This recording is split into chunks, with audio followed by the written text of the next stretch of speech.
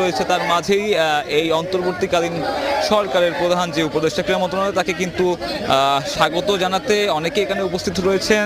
BCB কর্তারা রয়েছে, তার পাশাপাশি ক্রিকেট ফ্যান এবং যাদের বেশ কিছু দাবি দেওয়া রয়েছে, অর্থাৎ বাপনের পদত্যাগ চেয়ে আসলে তারা যে ধরনের দাবি দেওয়া করে আসছে লম্বা সময় ধরে, সেই দাবি দেওয়া কিন্তু তারা আজ এখানে সেই উপদেষ্টার সামনে উপস্থিত হয়েছেন এবং জানাচ্ছেন যে বিসিবিকে রাজনৈতিক মুক্ত করার পাশাপাশি দুর্নীতিমুক্ত